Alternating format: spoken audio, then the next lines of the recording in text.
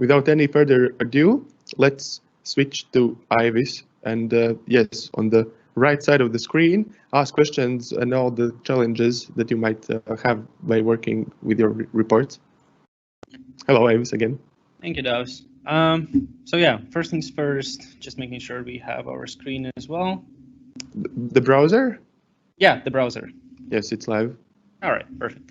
So first things first that I wanted to quickly cover is so for all you report creators that did sign up for the event, once you log into your account, I'm going to quickly do that as well.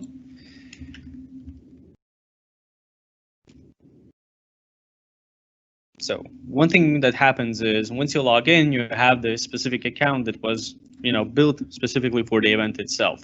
And we also have a contest PBIX that has the drill down visuals already included. I have received a couple of questions when it comes to how to use this file, how to get to it. So we're going to quickly go through that. And also one thing I wanted to mention right here is that, as you can see now, the submission process has been initiated. So if you log into your account, you can start to submit your versions for your reports. And that's something I also recommend you to do. Just from time to time, submit a new version, even if you don't have the video straight away. Just make sure that at least the PBX is there already. So in case something happens, we do have a fallback plan. So that's for that. As far as the accounts go for the event and the contest PBX, so let's just quickly download it. Let's open it up and go through the same experience that everyone has to go through. There are two differences when it comes to the actual PBIX. So some of you are probably using already organizational accounts for the Power BI.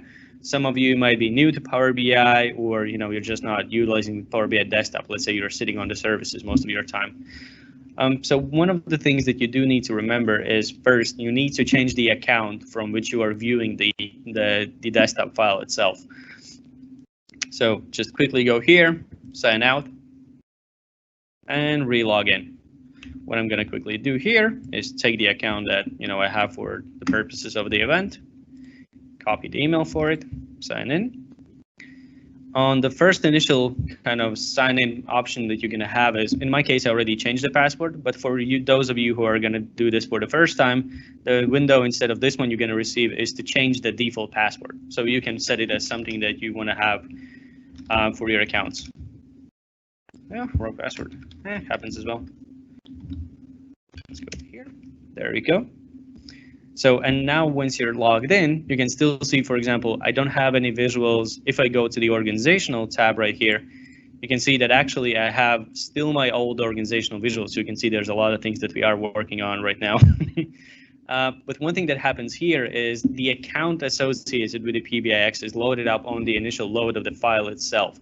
So in those cases where you're relogging with your new account or your event account, one thing that you'd need to do is close the PBIX file and just open it once again. So that's what I'm going to do quickly here. Let's quickly open it up. And in this case, since I'm already logged in with the event account now, the PBIX is going to be able to load the visuals from the organizational tab of the marketplace. So let's just give it a little bit of time. We all know that, the first initial loads are quite heavy. So let's just give it a few seconds.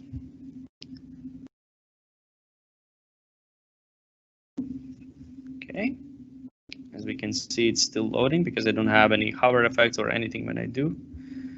So we just can leave this in the background. And one of the challenges that I've received a lot in the emails is that because of this kind of closing and reopening reports, people get confused because they're opening up the report and there's nothing there. You don't have access to the visuals. They're not showing up in the organizational tab. And that's because the small little detail that you need to reopen the file, because otherwise, the file itself doesn't understand that you do have permissions to view the visuals in the organizational tab. So there you go. You can see all the visuals just populated. They took a little bit of time because this was the initial time I loaded them into the PBIX file itself. And for example, if you still for some reason don't have the visuals right here already available for you, what you can do is click here on the ellipses, get more visuals also here. It's going to give you a pop-up like this. And here you click on My Organization. And here you have all instances of the visuals available for you right here. So just whichever you want to add. So for example, I can see that I have 6 visuals right here. and I don't have the network visual. So what I need to do, find the network visual, click add, and it's as simple as that. Just give it a couple of seconds, it's going to load in. And we are going to see a new icon appear right here, and just a message that says that the import was successful. So that's one of the things I received a lot of, kind of comments, questions about. I have a list right here, so just bear with me for a second. Okay, yeah, so that's something I wanted to cover like on the very basis of it. Also, regarding the report submissions, Davis already mentioned this earlier today, but we have extended the submission deadline till the 31st of May. So as of now, we can actually open up the browser. You have 4 days, 37 minutes to submit your reports. Utilize this time as much as possible. You have my email as well, so it's aivis@zoomcharts.com. If you do have any questions, just drop me a message. If you have any kind of issues trying to reach directly me, you can also use this contact form, so info@zoomcharts.bi. These emails are going to be forwarded either to me or one of my colleagues that are working with Power BI and our visuals. So that's one of those things. Let's go back to the list. So the next one is going to be regarding the visuals and already some sort of a setup. And one of the questions that I did have is how to enable report page tooltips. For some of you, this might be already, something and know how to utilize. For some of you, it's something new, so you're just getting a little bit confused. So we're going to quickly go through that. So what I'm going to do is actually use just a regular donut visual. And I'm going to go for, let's say, sales reps and total sales, something just really basic, right? And the second level, actually, I'm going to add as well, and that's going to be my product line. There we go. So I have my donut visual right here. The next thing I need to do is create a report page tooltip. So I'm going to name the page tooltips for easy reference. And a few more things I need to do is I need to open up the page format, page information, enable tooltip, so the Power BI recognizes that this is a tooltip page. Next thing is go to size and choose tooltip size. And one thing I also recommend you to do is here click on view and choose page view actual size, because it gives you a better understanding of how big is the tooltip going to be actually. And what you can do with this one is you can add a little bit different view for the same information or just a more detailed kind of explanation for it. So what I'm going to do here is I'm actually going to be using 3 visuals. I'm going to be using 2 cards and 1 table visual. So now I'm just kind of place holding them right here. So first card is going to be my sales rep. And I'm going to disable the category labels right here. Next one is going to be my product line. There we go. And I'm also going to disable the category labels, so I just have the full names. For the labels themselves, I don't really need that big of a name, so I'm going to go with 16-point size text. There we go. And then on the table, what I'm going to have is just a visual reference, for example, for things like order dates. And instead of having all these 4 fields, I'm just going to go with a regular date field. Right now we have the time. In this case, no problem. Go to column formatting and say that I only want to see the short format for the dates. There you go. Next thing I'm going to go for is going to be the product code.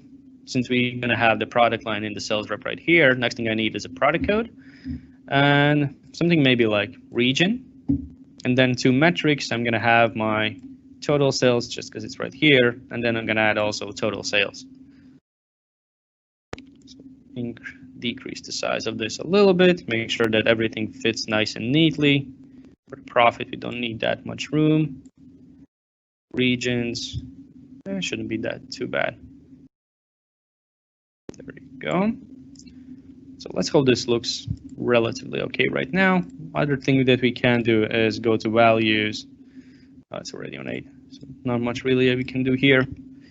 Let's remove region so it looks nicer.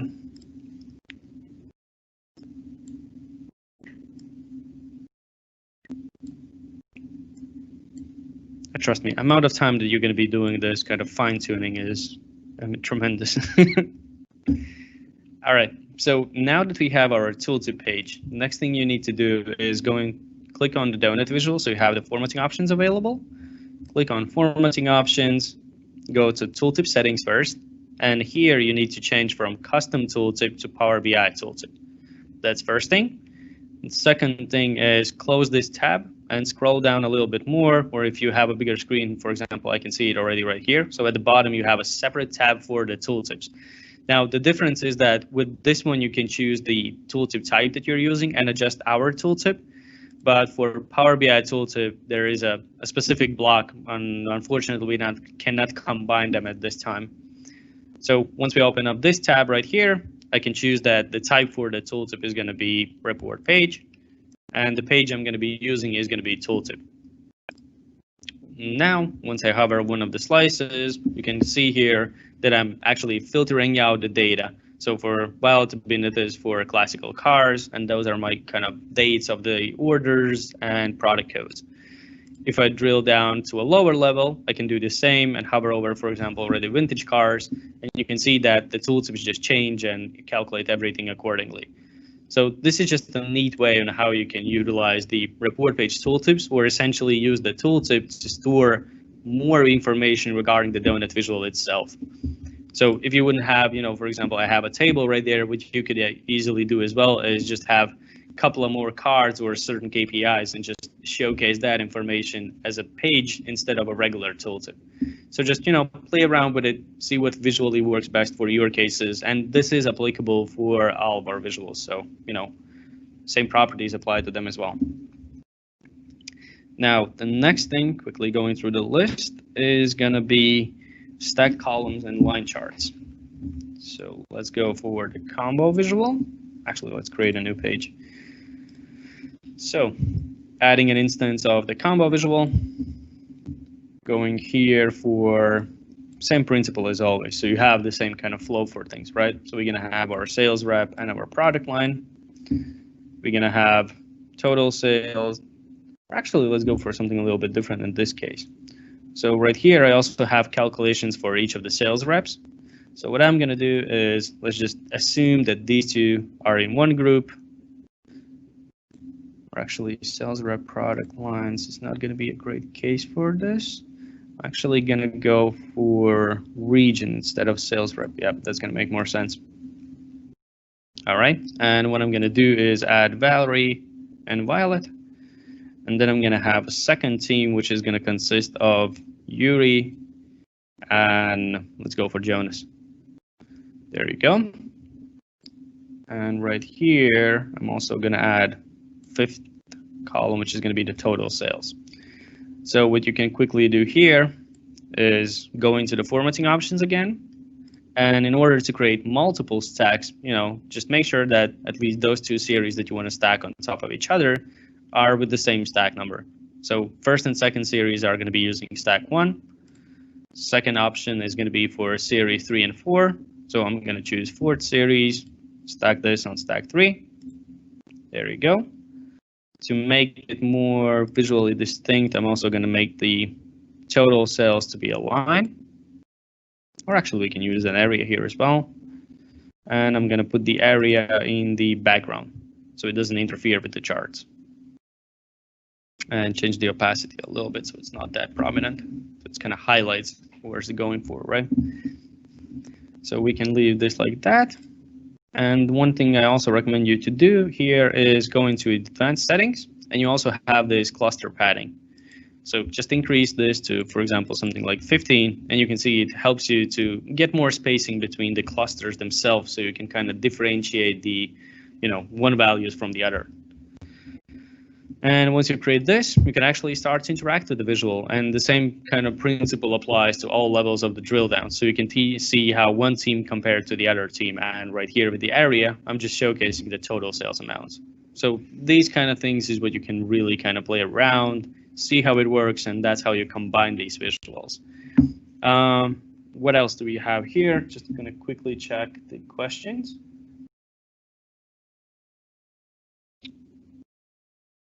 So we have a question, and that's how can you suggest where can we find some data sets for the competition? Yeah, I completely forgot to mention this in the very beginning. So in an hour or two, we're actually going to send you out, let's call it a help email. So it's going to have few links that are going to go directly to different data sources that we accumulated over the time, or the ones that we have actually synthesized ourselves. So few samples right there, and also a great option where you can find different data models, different data samples is, for example, you can actually go right here and say type in Power BI report samples.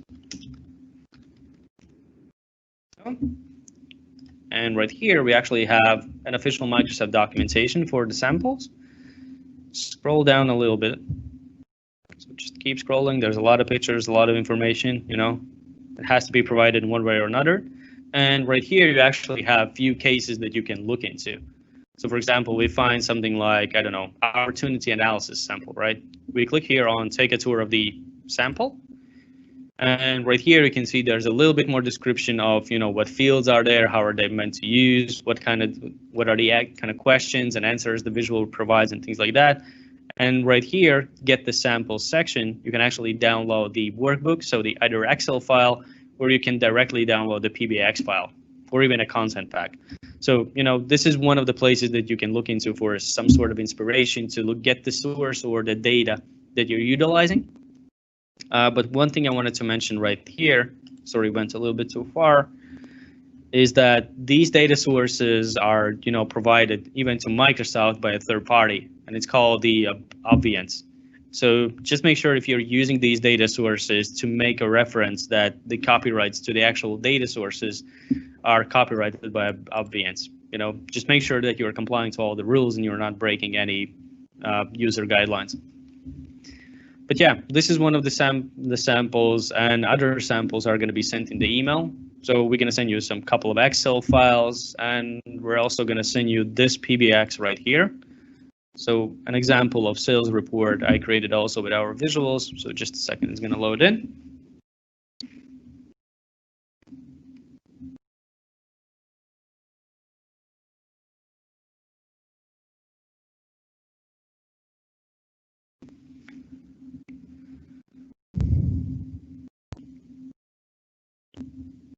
The awkward silence moment. It happens in every kind of conversation.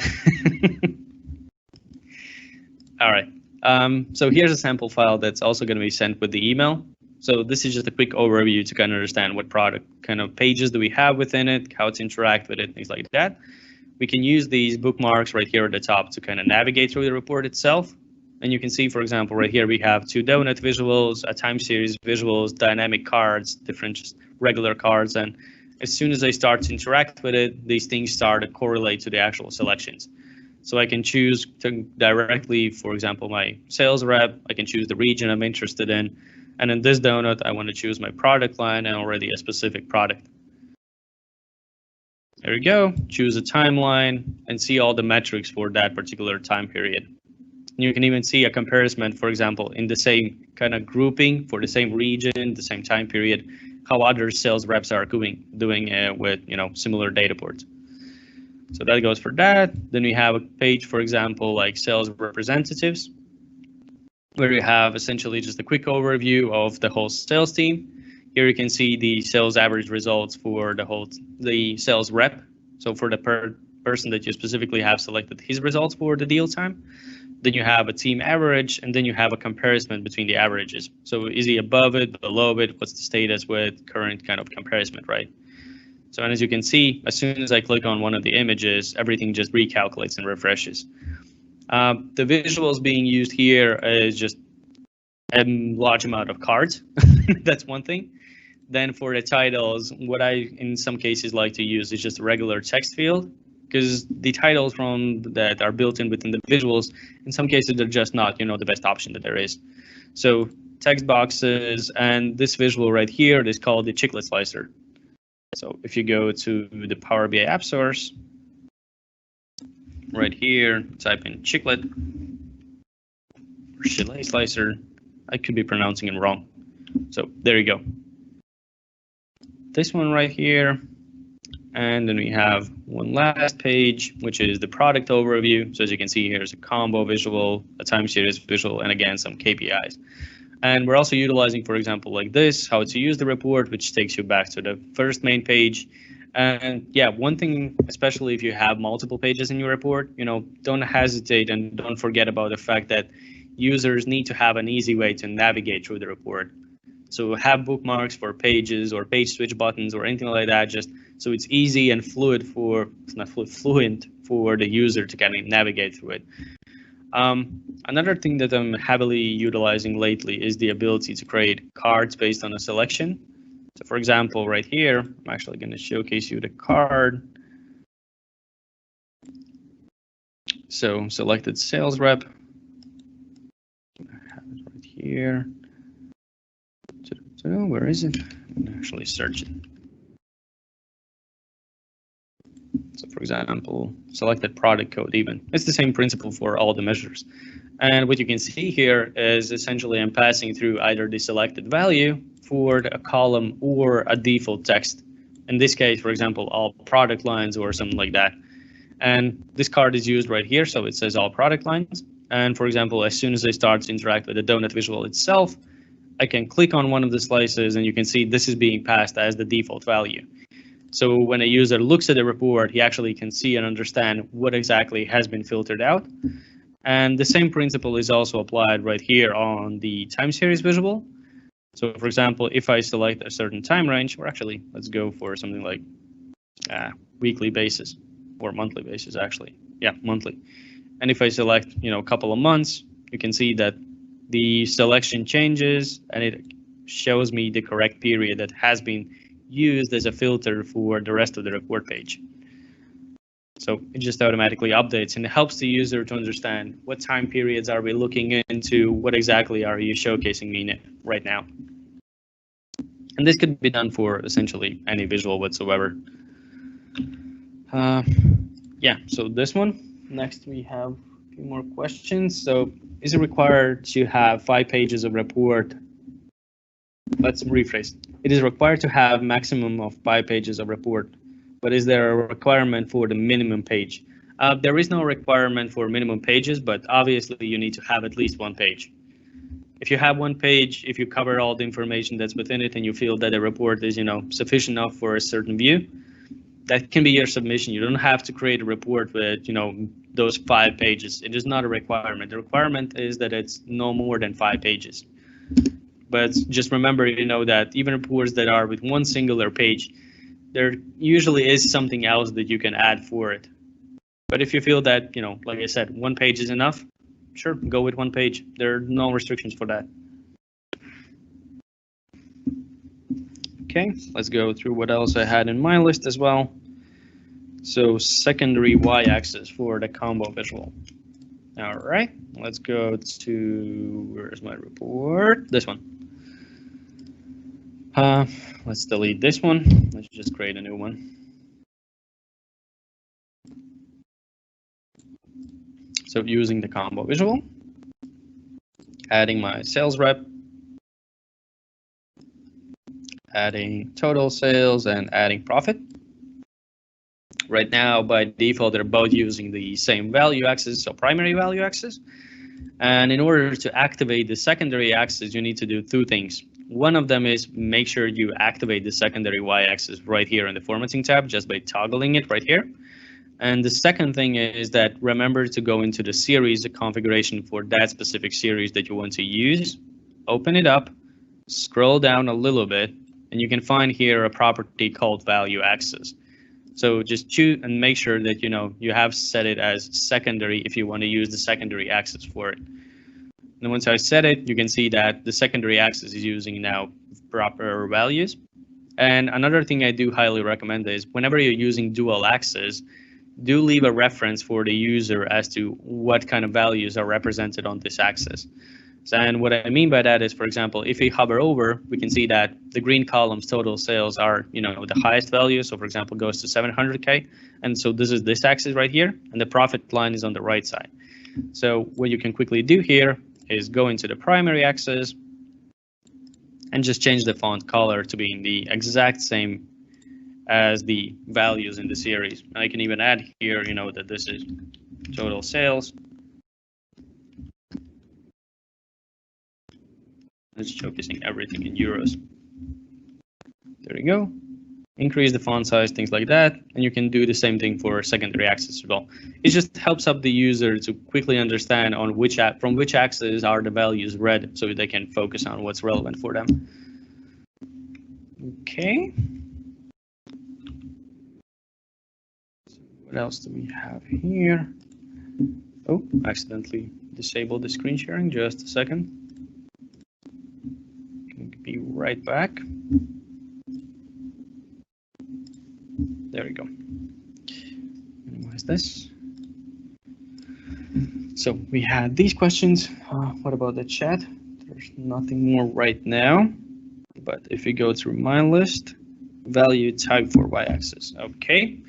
In some cases, like I mentioned, for example, you could be utilizing a 100% proportional stack, or you could also be just using, actually we can do that, right?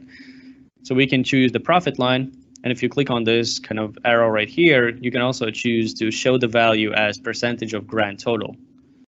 And in this case, you can see that all the values are going straight to just kind of zero values, right? And showing a dollar sign, so you have absolutely no idea what the hell is happening there. But what you can do is you can essentially go into the secondary series, and whenever you're using percentages, do not forget to change the value type used for the axis. So right here, we're just scrolling down, and right here we have a setting for value type, change it to be a percentage, and now you can actually see the percentages for the values. Another thing that I recommend you to do is whenever you have multiple axes and you kind of have different values shown for them, so for example, right here I have euros, here I have percentages. A quick thing that you can do is just have different chart types for both of them. It just helps the user to differentiate them in the initial view itself. So yeah, these kind of things. I think we're actually starting to run out of time as well. But yeah, if you do have any questions, feel free to leave them right here, because after the break, we're gonna have another session about the drill down visuals or any kind of questions that you do have. So whatever I don't answer right now, we can cover later. That's not a problem. Okay, thank you, Aivis.